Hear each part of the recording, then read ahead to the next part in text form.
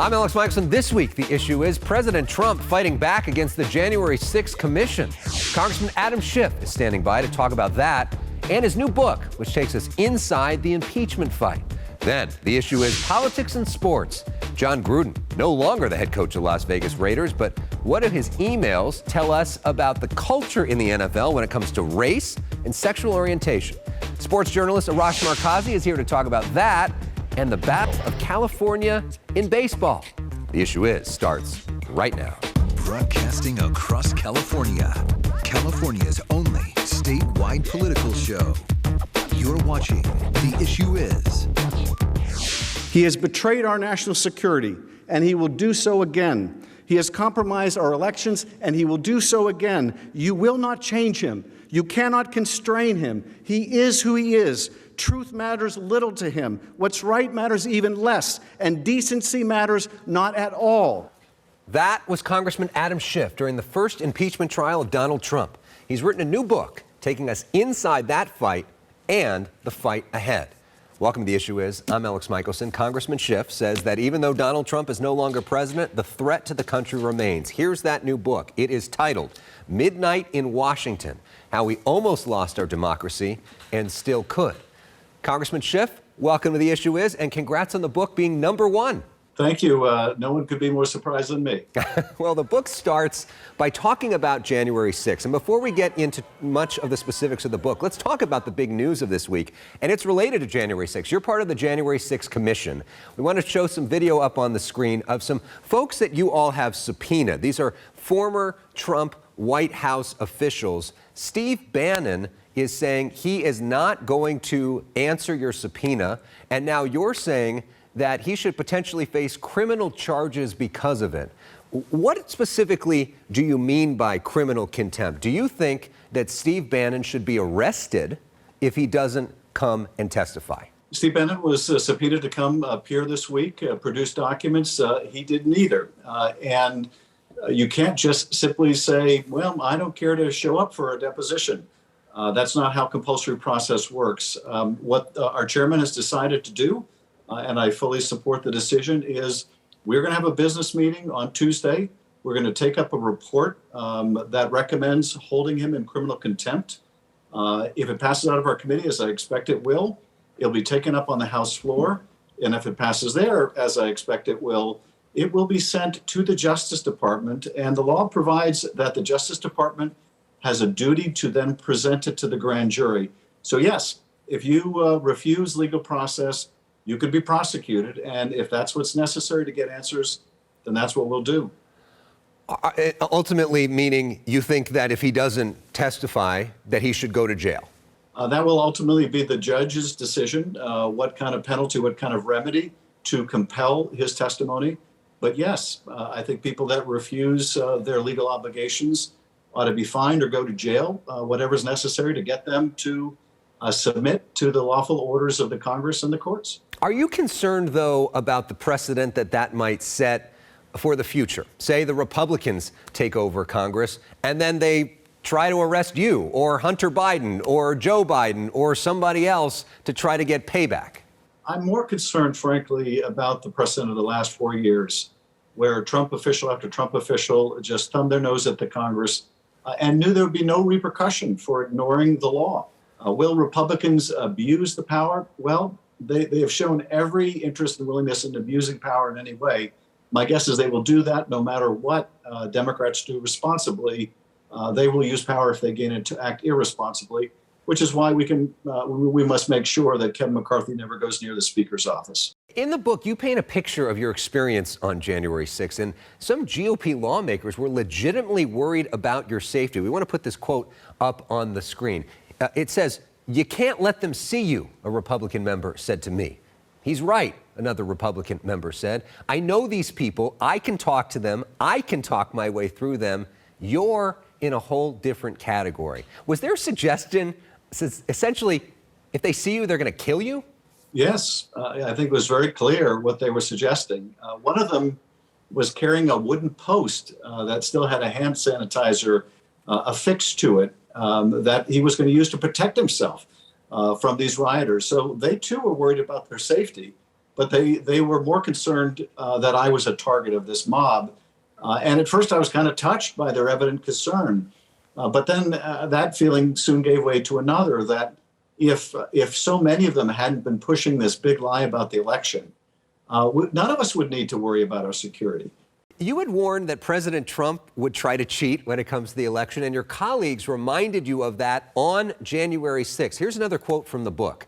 A lawmaker says, "You warned that he would try to cheat again." "It didn't require any great clairvoyance," I replied, and then I added, "Someone really should have impeached that son of a you-know-what."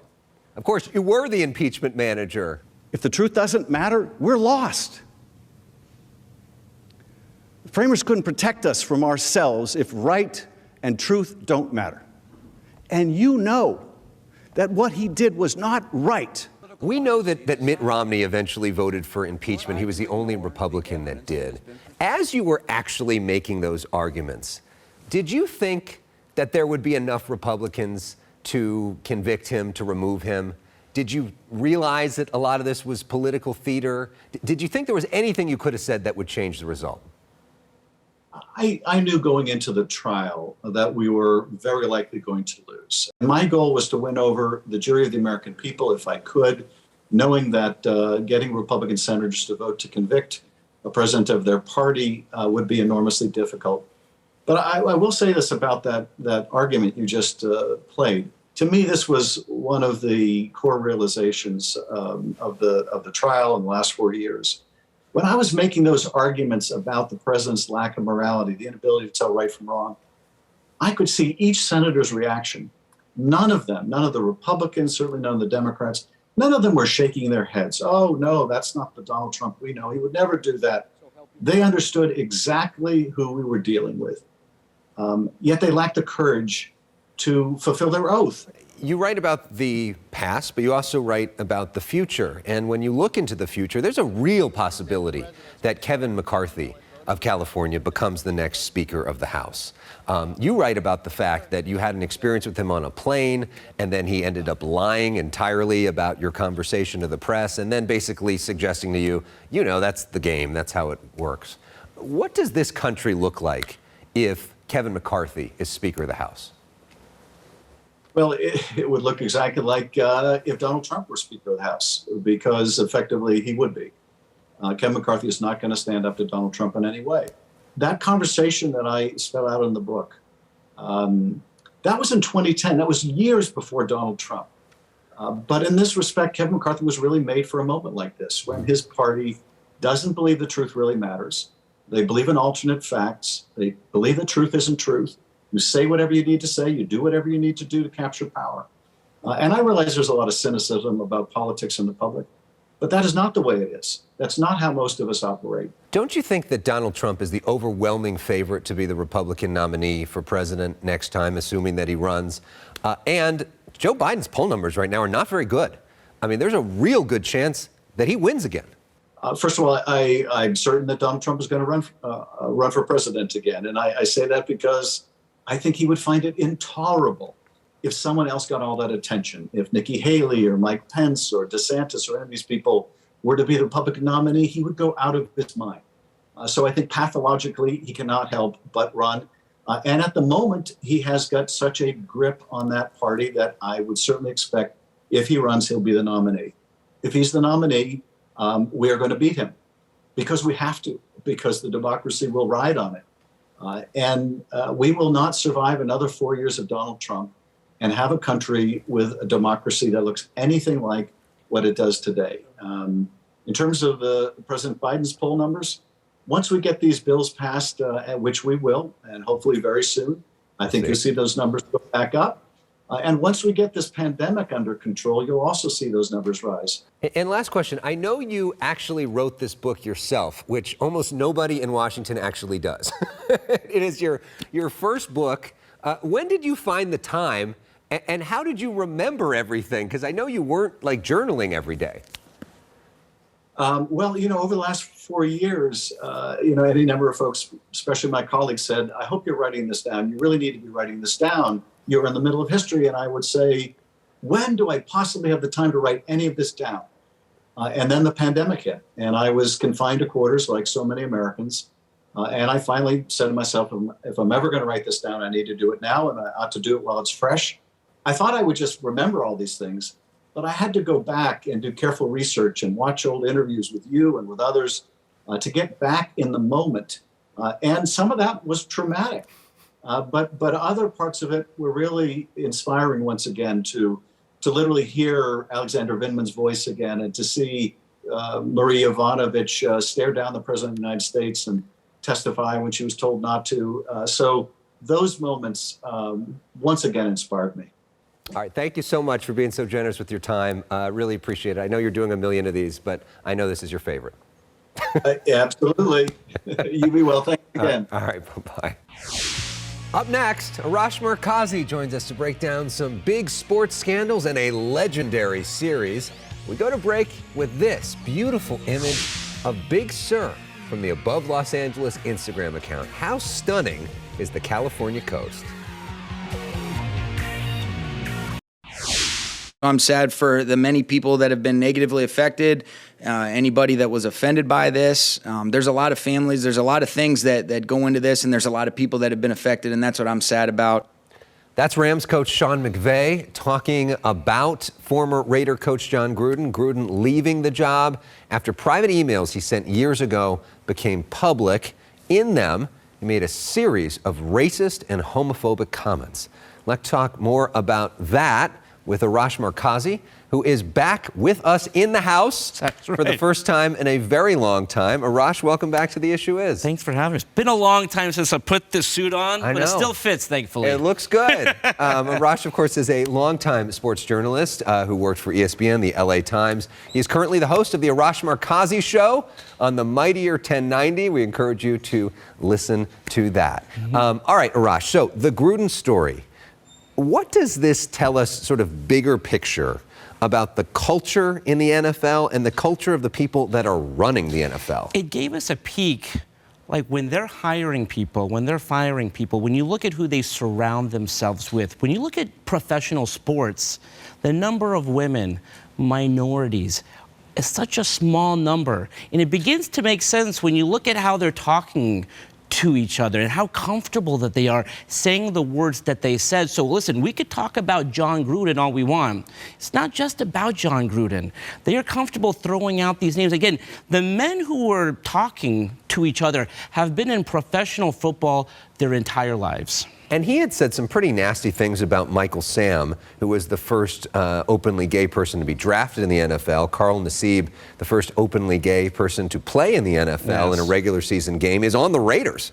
And then took a personal day to try to process all of this. How is he doing, and how does he fit into all of this? He needed to take some time off, because when you are with a team, the coach is so revered. You call him coach, right? I mean, this is a man that you respect.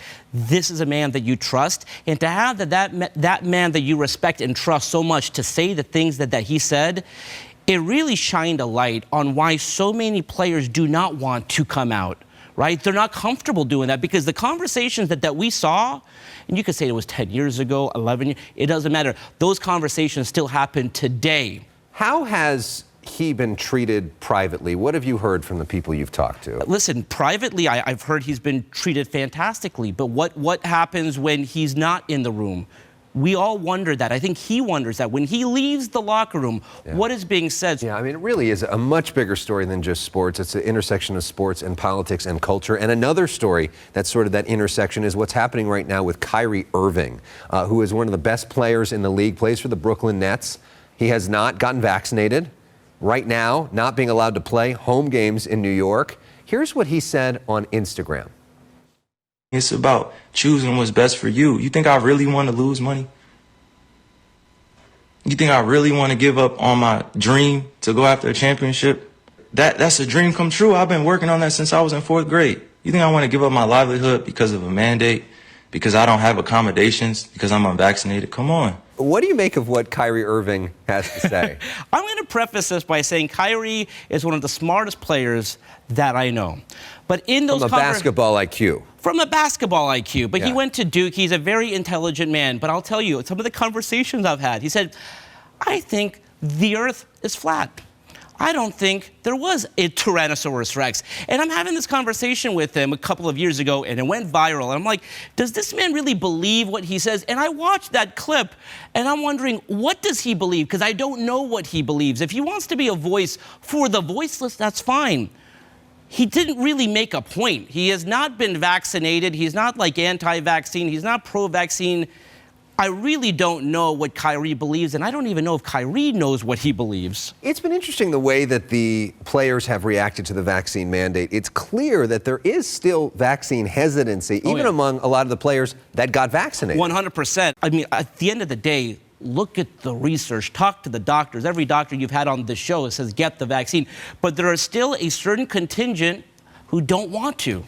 Yeah, I mean, look, LeBron James has been very vocal on a lot of things, said that he didn't want to be that vocal on this. If he would have taken a shot on camera, posted it to his 100 million plus Instagram followers, that could have potentially made a difference. It would have been huge. None of these guys, though, wanted to be the face of the vaccine. You would have thought a team that was 100% vaccinated, LeBron James and Anthony Davis and all these guys, they really didn't want to touch the topic. Yes, we've been vaccinated. We're all good to go, but let's move on. Right. All right. Well, up next, we're going to move on. We're going to talk about one of the greatest series in the history of California baseball, and preview the next big season of basketball. As we go to break, we fly above Staples Center with the Above Los Angeles Instagram account. Could that once again be the home to the next NBA champion?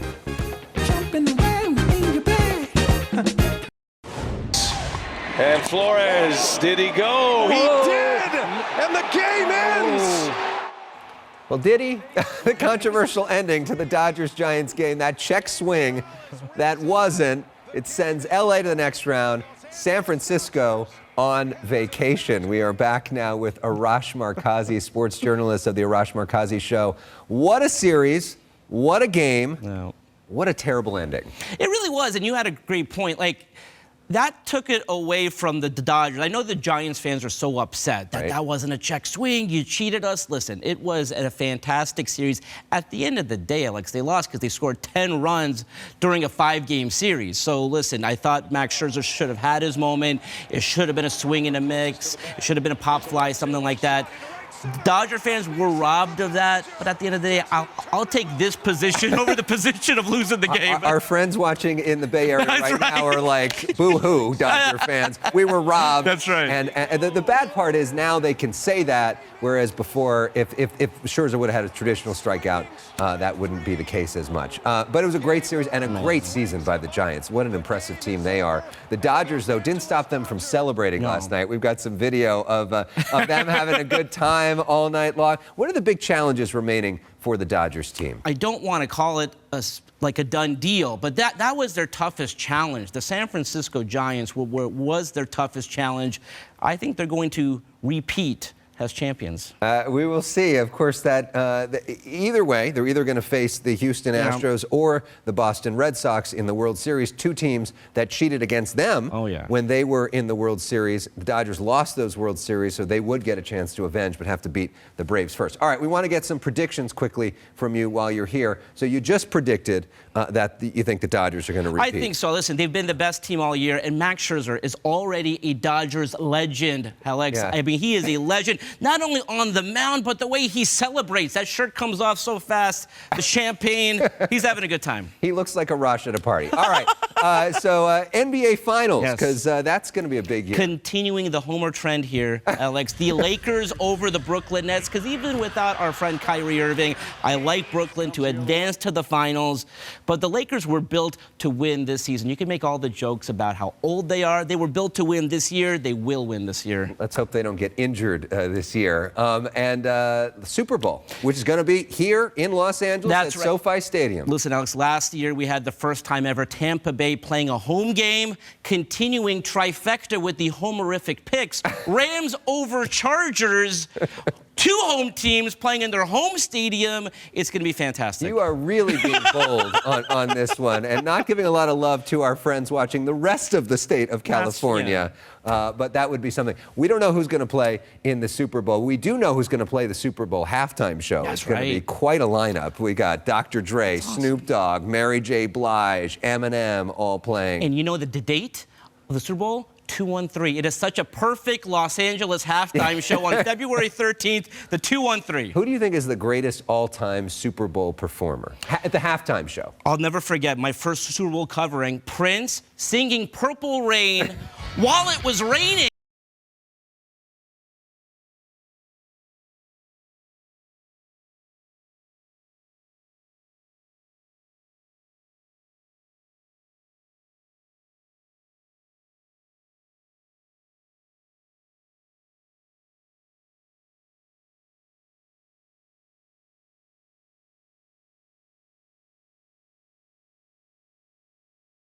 I've never been to a political event quite like this before. What makes this different? What makes the Yang Gang different? Well, a lot of people here are ready for a different kind of campaign, a different kind of candidate. That was Andrew Yang's first interview on The Issue Is. Next week, he'll be in studio for the first time with us to talk about his new book, his new political party, and he may even teach me how to crowd surf. Plus, an exclusive debate between Anna Kasparian of the Young Turks on the left and Christian Walker on the right. He's the son of Herschel Walker. He's been going viral recently for fighting UCLA's vaccine mandate. Let's end by bringing our state together. Now that California has one baseball team left, the whole state can get behind them, right? I don't know about that, but I'm putting on my old, dirty, lucky Dodger hat that hasn't been washed in about 20 years. I do feel bad for the Giants on that last out, but I am proud of our boys in blue. And I want to end with this moment. It's especially fun. Dodger pitcher Max Scherzer running the bases in San Francisco after the win with his 2 young daughters. #GirlDad. And finally this, an image of what we hope will be the 2021 World Series champions. Thanks for watching The Issue Is. I'm Elex Michaelson. I love LA. Ain't nothing like 'em, no.